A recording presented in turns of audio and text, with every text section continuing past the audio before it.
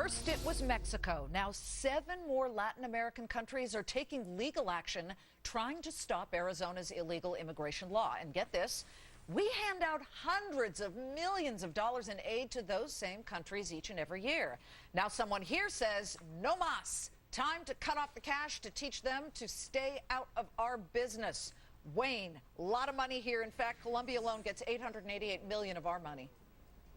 Well, what's outrageously ridiculous about this is here is the federal government, on the one hand, saying to Arizona that we're suing you and we're going to cut off our funds to you to help you with the border if you go through with this. At the same time, they're giving money to South American countries who are going to support the federal government in this thing. Are they more interested in the foreign countries than they are in our own states? That's what's outrageous about it, that our own government is defeating our own states. It's dumb. Erica, Bolivia, Colombia, El Salvador, Guatemala, Nicaragua, they're getting minimum $100 million. These are based on 2008 numbers, so you know it's more. Is it really their business or their right to tell us how to run our states? I don't think it's their business to tell us how to run our states, but that's not really the question. The question here is, how do you solve the problem that we have coming over our borders? And George Bush put in place a program for about $1.6 billion that helps to deal with the drug cartels in Mexico and some of these other countries. And doing that will help us over the long term stop our illegal immigration problem, because we'll have fewer people leaving these like hellholes that they live in and wanting to come to our country. So I understand the sentiment. It doesn't, emotionally make a lot of sense, but it's the best financial decision and it's the mature decision to make. Tracy, we should clarify, it's not a lawsuit filed on behalf of these countries, but it's an amicus brief. It's a legal filing nonetheless that expresses they don't like what we're doing. Liz, Wayne said it. You don't support us, so you don't get our money. It should be very black and white. This whole notion of how the United States just throws money out all over the place without even thinking, and quite frankly, as you pointed out, completely contradicting itself, makes us look like a bigger joke. Well, Stop it. Right. Stop giving out money. That's the whole point. But Tracy, that's the whole point. You thought that giving them $1 billion a year was okay before Mexico filed the amicus brief? No. You thought all that aid was okay? Right, that's the whole point. We shouldn't be giving this type of aid to anybody. Let the Red Cross, dig latrines. Let businessmen make investments in these emerging economies. But the notion that the government should be handing out billions of dollars worldwide to get political support from any one country is, I think it's an unbelievable waste of taxpayer dough. Republican administrations, Democratic administrations have given hundreds of millions to South America for a long time. Should that change in light of the fact that they take so much money, yet they're trying to tell us what to do in our states? No, I think these are dumb filings by these countries. I don't think that they will actually ever have any standing.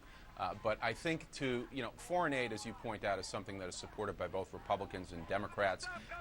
Republicans will agree. You look at George Bush's plan in Africa. It probably saved 10 million lives from AIDS and got drugs to 2 million people. Republicans agree it's doing critically important work in Afghanistan, Iraq, and all over the world. So to begin to hold foreign aid out like a sword of Damocles every time a country does something that we don't like seems a little bit silly. And to Tracy's point, actually, these governments are supporting the official U.S. government position. The official U.S. government position right now is that the Arizona law is unconstitutional, both on supremacy grounds and equal protection grounds. If you don't hold the money over their heads, what are you going to hold? You're going to slap them on the wrist? Tracy, you missed the point. Tracy, you just missed the point. You just missed the point. The point is that these countries are actually supporting. You're just going to hand out money, but I missed the point. Yes, you missed the point, because these countries are actually supporting, not opposing, supporting the official position of the United States right now. Okay, Wayne, it always comes back to the Imelda Marcos shoe closet. With so much aid floating around, I've got no problem helping foreign countries if it's appropriate and you follow the money and you look out to see where it was spent. Do we now need to look at that more closely, especially considering that Mexico, we give a lot to their military to help with the drug situation there. Mexico's not maybe spending it properly, and now they're against what we're doing here in the United States? These are huge problems to solve. Wayne, go ahead. Sorry, Wayne. Okay. I think you made the point. You're right, Liz. That's exactly right. If we don't, you can't just give the money without having some strings attached. I'm not saying you have all strings attached, but you've got to. Otherwise, why are we giving the money? What is the purpose of this? By the way, Erica, the video we're showing. But that's hold on, Erica. The video we're showing right now is the drug violence that's going on in Mexico and getting worse by the minute. That's 100% right. There were 25,000 drug cartel deaths in the last couple of and years. how successful has the drug war been? When George Bush been great. designed this program, Bush designed this program, it was a very specific program. It included X amount of helicopters, X amount of aid to their law enforcement people. This was not a blank check. This was a carefully constructed plan. Is it working perfectly? No. I don't think the Red Cross is going to combat the drug cartels. Let's be real clear.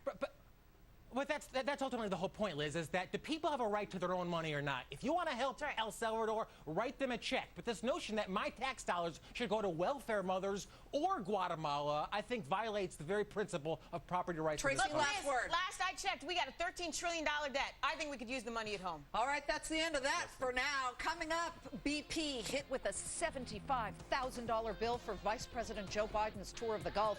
Now trial lawyers hitting it with big lawsuits originally created to crack the mob.